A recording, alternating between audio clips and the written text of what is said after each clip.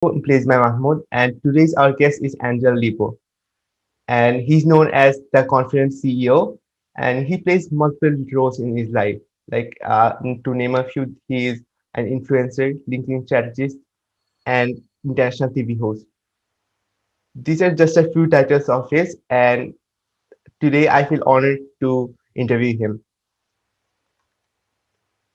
So, for our listeners who don't know you, can you tell us a bit about yourself and how the journey has shaped you today? Of course, thank you. Thank you very much, Mahmoud, for having me, and thank you everybody for listening to us today. So, as you said, my name is Angel Rebo, and my brand is the CEO Confidant, and basically both accomplished entrepreneurs and corporate CEOs, they hire me to bridge the gap globally for expansion and exposure. I basically help them take their businesses internationally as a way to accelerate the growth of their businesses. And basically I've done that for a long time already. And the reason why my brand is what it is because when I left corporate America 5 years ago, I counted how many companies and CEOs I had held before, and in the last 20 plus years I have held more than 1,500 CEOs in 33 different countries. So thank you for having me. Besides that, I'm also the president and co-founder of Wisdom for Kids, which is a foundation we help underprivileged kids in Latin America become entrepreneurs using the local resources. Yeah, that's amazing. That's amazing. 1,500 is like really big number. Yeah, that's a lot. Like how Yeah, long it's a have? big number. Yeah, absolutely. So how long have you been connected to this entrepreneurship and? Yeah, so well, I mean, I've been connected to entrepreneurship for a long time, since the 90s, because all the time I was working, helping other companies develop their businesses. I was also working with indirect sales models, which means that I was helping basically resellers, distributors, to develop the business along with the companies I was working with. So I was always working with entrepreneurs, and I was always helping them with their businesses, with business strategies, and to help them go to the market along with us. So I have been then involved with entrepreneurship since then early 90s. And I have been involved with entrepreneurship in Latin America as with my charity since 2018 probably, and we have already helped more than 1,000 families since then. Yeah, that's amazing. Yeah, amazing. So how did you from where did you got the inspiration to start your nonprofit? Yeah, Basically, your so charity. Also. yes, thank you. Yeah, absolutely. So basically, while I was working in Latin America, and I lived in Latin America for 10 years, and I worked there for over 15 years. So I was always exposed to poverty all the time. Every time I would go to visit some of the manufacturing plants that they were serving with the companies I was working with, all the time, those manufacturing plants would typically be in the outskirts of big cities. And those areas are typically, unfortunately, they have a lot of poverty. And it was very common for me to see kids asking me to keep my car safe while I was inside the plant, or they were offering me to clean to wash the car, or they were selling me gum or a bottle of water or something like this. So I was all the time exposed to both, very super powerful people in the continent, and at the same time to a lot of poverty. So in 2015, I had a spiritual experience that allowed me to see very clearly that I had to help those kids, and if it wasn't me, who was going to do it? So that was probably the reason I was so exposed to poverty and so exposed to business that I eventually came to me very clearly that I had to help those kids. Yeah. So from as you said that they were selling you bottles, they were selling you gums. So through their act, so we can say they are already entrepreneurial from their heart. Like they're kids right now, yeah, but they're still trying to sell something and earn their living. So that's entrepreneurial. Then that's it. That's entrepreneurial. So they already Yes. had it. Yeah. Yeah. Yes. So obviously, I mean, it's difficult to say they were already entrepreneurs, those kids that were selling me those things, because as you know, many families actually, they are obliged to Yeah. suggest their kids to do this, so very often this happens not because the kids want to do it, because or it's because their parents or their tutors, they're asking them to do it. So that's a big of a difference there. But Yeah. um, the communities that we go to, it's basically we talk to the community leaders and we ask them, we would like to do that. We would like to actually deliver a workshop and help your kids in your community to become entrepreneurs. And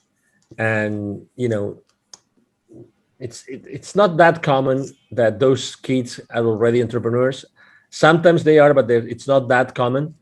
But again, most of the time they do it because, or they work.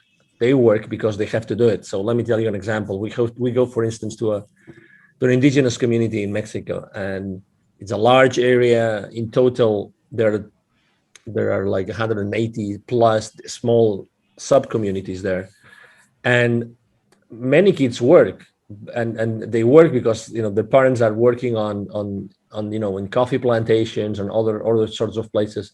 So they actually ask their kids to work along with them because the family needs that money, right? So they need more hands and more hands and more hands. So they don't really have a choice. And what we do from on or at Wisdom for Kids, we actually work very much the mindset of those kids. We help them realize that they can really become whoever they want in their lives, and we work heavily on their self-esteem. And we really try to suggest them, or to instill in them. We use very uncommon ways to approach them. I mean, it's not, our workshops at Wisdom for Kids are not like whiteboarding or blackboarding kind of thing. It's really more like experiential. It's making sure that we connect at an energy level with them, so that from then on they really, really, really like know that they can do whatever they want, that they are unstoppable, that they are infinitely powerful. We work a lot on self-esteem, but we do a lot of playing and jumping and dancing and singing, and also we do a meditation along with the rest of the activities that we do with them. And again, we try to really change the lives of these kids since the very beginning, because it took to us a long time to define and to develop this workshop, because we wanted it to make a big difference. We wanted it to make a big difference in their lives. That's really like amazing actually. Like I'm not finding the perfect word here that to describe how I That's feel. good. That's Yeah. good. Yeah, yeah, yeah, yeah. But as you know, I think it's important to expose people to new knowledge and to new experiences. And it took almost 2 years and two PhD students to develop the workshop that we're delivering today. So yeah, I mean, we have really invested a lot of time in making sure that what we do with the kids is really impactful and it's going to stay with them for the rest of their lives. Okay. So like, how long did it take to make those workshops? Yeah, well, I mean, it took to us 2 years to develop them, but it's basically two hours long workshops in which we pack really a lot of many different things. But it really flows very well because it's all about having the kids super excited for two hours. So it's really fun, and obviously, um, I mean, kids are magic, right? I mean, kids have this ability to really enjoy life like no one else, right? It's a blessing to be able to work with kids and to teach them things. So it's 2 hours, but it's really, when we go back to those communities, they really remember us and they really are excited about what they did, what we did with them, in when we first engaged with them. Yeah, that's like so great. Like truly, like kids are amazing because if you try to like they can be molded in any shape. That's a fact.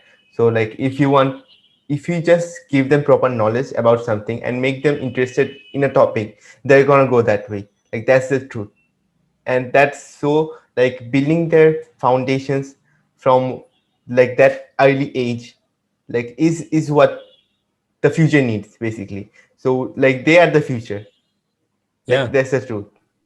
And if the foundations is not good, like then like how what the will the future be? exactly. Exactly. Exactly. So tell us a bit more about your spiritual awakening. Like what experience did you had? Yeah. So basically, thank you for asking. So basically, it was this. It's actually the second time that I feel this like super rush of energy. It was a Saturday morning. I was in a hotel in Mexico City. It was 8:30 a.m. I just woke up. I was really remorseful. I was really sad. I was really exhausted because I had worked a lot the previous week. I missed my plane to go back home the previous day on Friday. So and as soon as I got into the shower, um, this incredible rush of energy went through me, and I started crying for no reason. And all those images of those kids I had met in Latin America started to come at me all the time. And I was for a few minutes crying under the shower, on my knees, and I really didn't know what that meant. But I'm having chills now as I'm explaining it, because it was really an intense experience, and I remember it was extremely sensitive and emotional for the rest of the day. But that meant something, right? I mean, I think that it's the second time in my life that I really listened to what the universe was telling me. Just to, I really believe that everything happens for a reason. For instance, and I want to really support you, Mahmoud, a lot, because I really admire you and I'm impressed by you, because you're a very young man, but you said I want to have my own podcast and I want to do it no matter what. And he's at the other side of the world because he's in Bangladesh and I am here in Dallas, in Texas. And the chances of Mahmoud and myself, to me, they were really remote. But he was kind enough to invite me to his podcast, and I'm really thrilled. I mean, I'm one of his first guests, and I'm really thrilled to be able to share my experience, my journey, and my knowledge. And I think that it's a great you are a great example, Mahmoud, of someone that really wanted to make a difference in the world, and you decided to actually launch your own podcast and start doing it, no matter what.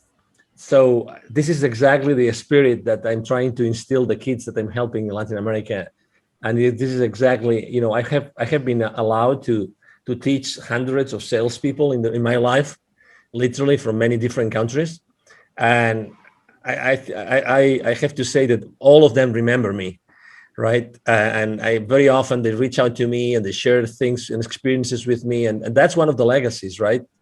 Is that when you are able to help people, they will always remember that. They will always be there, and they will always remember that. And life's too short to waste it with the wrong people.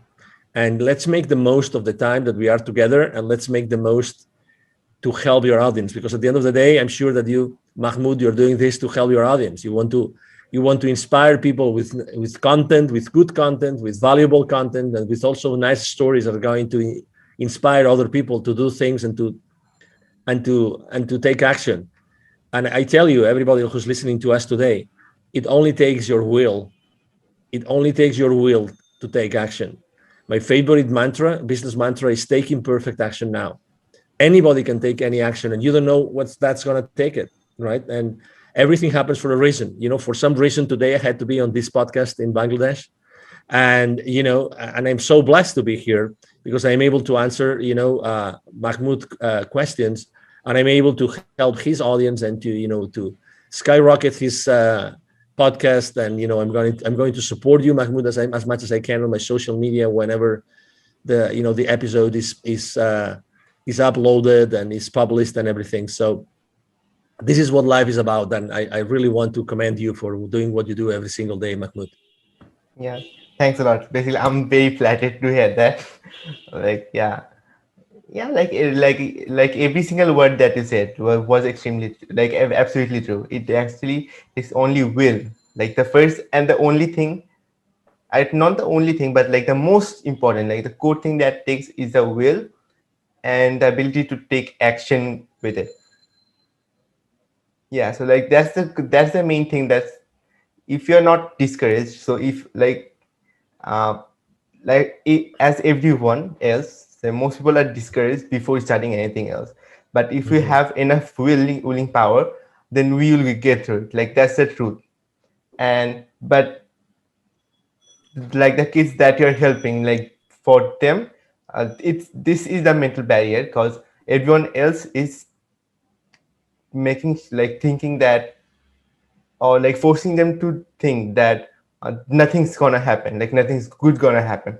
Like that's one of the thing. And if we are able to like it doesn't matter who it is, but if anyone is able to help grow this willingness in a kid, then he'll do great in the world in the future, and make a difference in others life. And And you that's mentioned, sorry to interrupt you. yeah, Continue, absolutely. continue. Yes. Nah, No, no, go no. I ahead. was gonna say because you mentioned something which is really important, and you mentioned discouragement, right? It's true, and that's something that we face when we go to Latin America, because when we help kids and we have this, let's say the initial workshop, obviously we know that it's very easy for the kids' parents or tutors to just with one word, with one eyesight, just to say, "What you just learn is useless" or whatever, right? I mean, so they can be easily discouraged. But I think that the example that we have to actually give ourselves, you and myself, as opinion leaders, I think that discouragement is just, it's just a temporary loss of enthusiasm. That's what it is. So, I think that we should, and we do teach the kids that, there's no such thing as a failure, and that everything happens for a reason. There's all the time there's a reason why we have to do things, and there's a reason why we have to perform certain activities and do certain things. So um regardless, everything happens for a reason. I was yesterday, I think it was Tony Robbins, like seven basic principles that he runs his life by. And Tony Robbins, obviously, he's a very powerful, he coaches very powerful people in the world. And one of the things that he was saying was, it's everything happens for a reason, and it's true. You never know where something is going to take you. You never know. So just take the failures as a lesson, and no matter what, and no matter who discourages you, keep in mind that life is long, and you will have time to learn and to apply those lessons, and keep going, keep going, keep going. You are infinitely powerful no matter what. Yeah, absolutely true. Like you just reminded me of one quote. Like this quote was like is from Elon Musk, and like I heard it from like I guess I'm not sure. Like maybe it was a show on Mind Valley by her like, by his mother, Elon Musk's mother, or maybe a webinar. So she said that when the first rocket failed, like like up before launch, Elon Musk didn't said that we failed, or he was not sad. He was excited because now we know these are the issues. Now we know more about this problem. Now we can try to find out solutions of it. So I think, and everyone should think in this way, that any failure that occurs, we know that now we know which problems we have to solve, and now we know which actions we have to take to get better at it, to take a better approach, and to take another way or build a new way to go where we want to go, or maybe we can go further than we how we planned. And I that's, agree. yeah, absolutely. And this is a like very powerful statement, because like I guess 90, I'm a very big fan of 80/20 rule. So I'd say 80% of people are discouraged or like see failures as like that's it, that's end all, like that's end all, and they are not learning from it. So, and from also a book, I'm not sure like the name of what's the name of it, it was. So it said that until the time you learn from your mistakes and get better at it, you're gonna keep failing on that thing. Yeah. So, so you have to see every failure as a way to learn new things and grow our skills, so that we can like just crush that thing. Yeah, I agree. I agree, Mahmoud. Totally. And again, that's why it's important to keep the enthusiasm, from one failure to the next failure, right? And again, I think there's a saying also about that. So, yeah, that's why I am a pretty upbeat guy, and very enthusiastic and very passionate about what I do and being on interviews and everything. And that's why I think that's also a mission. The ones of us that we are good in communicating, or even if we're not so good and we still want to learn and can learn about communication, I think that we have to do it because we have a mission. We have to help others that are not on the same spot to keep on moving forward. Keep on moving forward. We are right now living after 12 months. It's now March 2021. We've been for 12 months now living under restrictions all over the place, and I'm sure that Bangladesh is not an exception. So we have learned that it's possible in only a few days for something to be really literally be running all over the world, right? So, and restrictions all over the world. So I think that we have to help each other, and we have to make sure that we use everybody's energy for the good of everybody. Really, I really believe so. Yeah, absolutely, absolutely. I completely agree with that. So I actually missed a word that you said, like or like I cast a word. Um oh, sorry. Um yeah, so the question that I got in mind when you were saying that, so like what was the biggest struggle that you face, like communication struggle that you faced during the quarantine? Like this question just came into my mind when you were talking. Yeah. Well, first here in Texas, I think we only had 1 or 2 weeks of lockdown. So, I mean, we really were not quarantined, and people were going out on the streets still. So we've had a very, let's say, as many other countries in the world. I mean, I can talk about Sweden, about Finland, about Norway, about Serbia, Montenegro, Albania, Tanzania. I can literally talk about countries all over the world that have had a different approach, as opposed to being extremely restrictive. They have actually kept the, let's say, the freedom intact, so that the human body would actually adapt and everything. I mean, if you see every country has led, and every state here in the US has led, let's say, the situation in a different way.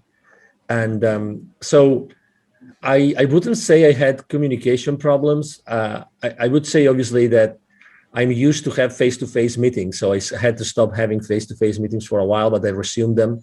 And again, I like last year, I met personally face-to-face tens of executives of companies here in Dallas. So, you know, again, I think that being respectful with everybody, you can still keep on, communicating with them, and just be cautious and aware of maybe some restrictions that had to be in place. That's it. But yeah, it's a good question. I think that maybe communication wasn't the problem. Maybe connecting, right? I think that it's strange to see now someone that did not disconnect with someone. I like to say that I'm really, one of my missions in life is to connect the unconnected. And so I think that last year a lot of people got unconnected or disconnected. There were a lot of bridges between people that were burned. And again, I consider myself also as a public figure being in that spot in which I have to really diligently work to bridge that gap between the people that were, polarized or disconnected, or, fell into different sides and they could not, reconcile.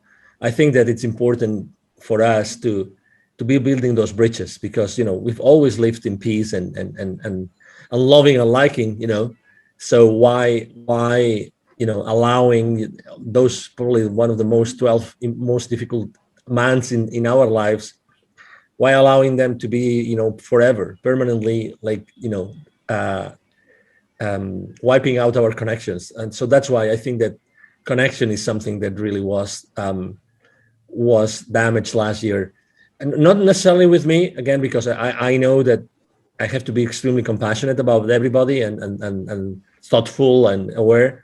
But I know that there's a lot of people that have, lost friends and relatives, like, like friendships, I mean relationships that were broken, and I think that rebuilding those bridges, it will eventually happen again. It will take some time, but I think that uh, we are here to do that, and you do that with your podcast every single day, Mahmoud. Thanks again for like just mentioning that. Um, yeah, that's really awesome. Cause like I loved your mission, which you said like connecting unconnected people. Cause like that's really important. Cause because of this, especially this, I don't exactly say that because of this only this, let's say, pandemic only, but for a pretty long time people are unconnected. Like people are getting unconnected, like they're connecting on social medias, that's true, but most of the people are unconnected with each other. And that's a really big problem because we have to get connected to solve the biggest problems in the world. Let's say like hunger is a great problem in a large portion of the world. So let's, for even solving that problem, we have to get connected. And if you're connected, and like connected minds create solutions, that's the thing. Like, because, well, let's say like the most genius person in the world, let's say Einstein for example, though he's not there anymore, but even if he was alone, he might have, like, he could have did the best thing, like invented the best thing. But if, like, when other people were also around him, like that's what actually boosted his invention a lot. I believe that, because it doesn't matter how intelligent you are. It's about connect, like getting together with other great people, and then you can create the best of the best thing. True. Yeah, yeah. I mean, and you're touching upon something which is really important, which is collaboration, right? I Yeah. mean, the lack of connection, could unfortunately be at the end could be like a lack of communication, right? But it doesn't have to be.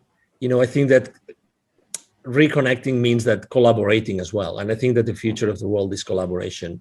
Absolutely. We've lived under competing spaces forever, and I'm not saying competition is not bad, is bad, excuse me, but I'm trying to say that I think that the future is collaboration, because there's a lot of, if I don't know, that due to what has happened in the world for the last 12 months, there's going to be a lot of many different initiatives related to collaboration, helping each other, and flowing and flowing and flowing, and making this world a better place, with many different ways, or in many different ways. And yes, and being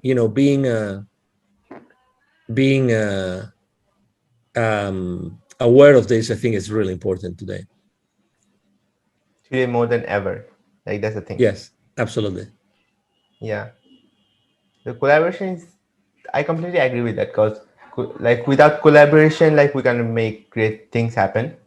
And like in the future, all the great innovation has to come through collaborations, and not in the future as well, like in this time, let's say today we need anything that happens today is because of collaboration. And if you are not connected with amazing people, like people who want to have, like who have similar passions with ours, so let's say we want to solve this problem, and there are a lot of people that we don't know about who are also passionate to solve this exact problem, not even with a different thing, like not even with a twerk or anything. So if we are able to bring those all passionate people together, like they're gonna work passionately even if they have nothing. And that's where the magic begins, truly. Mhm. Yeah, we are magical beings, and we are infinitely powerful. It's a matter of just talking to each other, and helping each other, and keep on exploring, and keep on, that's why I go back to the same thing, taking imperfect action now. I think that taking action is so powerful. It gives you so much power, and it gives you so much experience, and you are able to be more intentional in what you do every single day. As much as you take action, you keep on putting yourself on the line, and doing things that you didn't think that you could do. So uh, it's like me. When I started my, let's say, my solopreneur career. Well, right now I have a large team in my company, but when I started, it's actually, I mean, I had a very limited presence on LinkedIn, for instance. LinkedIn is the platform where I work the most. Right now, I have 27,000 connections, and I have made a lot of mistakes. But right now, I have a very engaged community.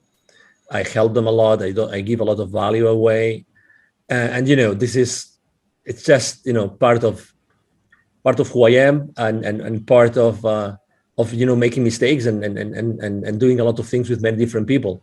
It's I think that, and I think Tony Robbins says it very well also. I think that that your worth, or even your wealth, is totally proportionate to the amount of people that you're able to help. So if I want to help, if I want to be really, like, wealthy, I think that I have to really make sure that I'm able to put out there a way in which hundreds of thousands, if not millions, of people can benefit from what I do. Absolutely, absolutely.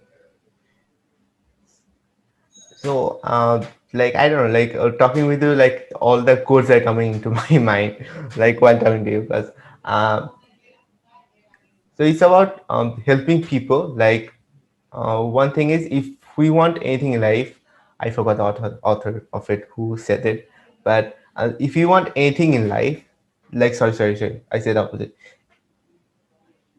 We can have anything in life if we help enough people, and this is absolutely true, because even if we are selling any product, we are helping them to solve a problem. So in that regard, we are helping them, and the more people we're able to help, and or another thing, so like if the problem is bigger and we are able to help more people, and we're gonna get more wealthy, like that's the truth. And it didn't, like, it's not anything forceful that we're taking money, it's just we're helping, and in that exchange they are giving us. Yeah, I agree. Absolutely. Yeah, I mean, it's by definition. I mean, it's you know, but that's then it's the question is then, if the people listening to us, right, if they want to get help, and they want to reach that point, how do they do it? How do they get the message across? What's the right message? What's the right service? What's the right product? I remember last year here in the Dallas community, I collaborate a lot with many different business accelerators and startups and entrepreneurs. And I gave actually 2 times last year. I gave a couple of uh, webinars about pivoting. So pivoting is the concept of reinventing yourself, right? So when you pivot, this means that you are, I mean, that Completely falls like shifting. the basketball. Yeah, exactly. So the basketball term of pivoting, right? So um, I think that it's important that you know how to pivot. It's like important that you know how to put in place what your passion is, what your expertise is, what the market really, Wants. is willing to pay, and what the market wants. Those 3 things, those 4 things, excuse me. I think those 4 things are extremely relevant and extremely important. And that's really the basis for anything else that you want to do. But you have to do it properly. I think that you have to do. If you haven't done it yet, just ask yourself those 4 questions. What are you passionate about? What other people tell you that you're really an expert on? What do you think that the market needs and or the market wants? And because that's important. And then, is the market going to pay for it? And how much is going to pay for it? So those 4 questions, ask those questions to yourself. And I think that you will then be able to really set up a starting point for your entrepreneurial journey. Yeah, those four are really amazing questions, because we can start from there. So like if we kick out every other thoughts from our mind and we start from there, we can get a clear direction, and we understand the people, like what they want, what we want, and then align it with like what our strength is. And then to like after combining it, like we'll set the price as well, like depending on the market how much they want to pay, and then release it. And another thing that also came to mind was we have also have to check if the market is also ready for it, because there are a few invention, I guess, which was invented, Hmm. and they did not succeed when they were invented. Yeah. Yeah, because the market was not ready yet. But after a period of time when the market was ready, then when it was released, it became a quick hit. Like in overnight, it became overnight hit because the market was not ready. Yeah, yeah, I agree. But still, I always like to ask the question of not whether a product or service is going to succeed, but how do we make it successful? I think it's a different, I think it's the right question to ask yourself is to ask, what do you have to do or how do you have to make it successful? I think that we should ask ourselves a different question. And that's why it's so important also what we do in the schools with the kids, underprivileged kids. It gives us, you know, again, being in touch with kids all the time, and so being able to bridge that gap between the super powerful, connect the super powerful, connect them with the super underprivileged. It's such a great experience because, again, it's bringing the authenticity of the kids and also the power of the ones that have achieved almost anything in their lives. Absolutely. Like, yeah, absolutely. Those are like, these are very powerful words, you can say. Like, these are like the definition of growth, you can say, I for me. Yeah. So now, before we like get out of like this conversation and to go ahead of our day, like, is there any last word of inspirations or any final words that you want to say? Yes, Anyone? definitely. So, yeah, the first thing obviously is thank you again, Mahmoud, for having me. Thank you to the audience who's listening to us today. My name is Angel Rebo for the ones that are only listening and not watching this video and they don't see the visuals here on the screen. Angel is spelled like in angel, and from heaven, and Rebo spelled R-I-B as in boy O. If you want to find me, my brand is the CEO Confidant, as Mahmoud said earlier, and you can find me very easily on LinkedIn, the professional network. But you can find me easily anywhere, really, because I post everywhere. Really, I post everywhere every single day. Okay, I post everywhere every single day. So you will find me on Twitter, on Instagram, on Facebook, besides LinkedIn itself. And if you want to reach out to me directly and you want to send me an email, it's very easy. It's Angel, Angel, at angelrebo.com. So Angel, Angel, at angelrebo, which would be ANGELRIB as in boy O.com. And either myself or my team are going to be answering your email. So thank you very much. And the last thing I would like to leave everybody is that we are genuinely infinitely powerful and we can really achieve anything in our lives. So I would suggest you that if you want to start helping others, again, even if you're not even an entrepreneur, it doesn't matter, just to start helping others. And as soon as you start helping others and being exposed and being exposing yourself and your knowledge and your experience and your passion and your enthusiasm with others, lots of things are gonna happen and lots of things are gonna surface. I encourage you to do that, and you will see how your life changes in a very short period of time. Yeah. So even while living, you just said your like you share your biggest wisdom, and so I'm sure people who are listening to this got value out of it. And yeah, and thank you very much for coming to the podcast. I highly appreciate your presence. And yeah, that's how we end it. And I will soon upload it. So and bye to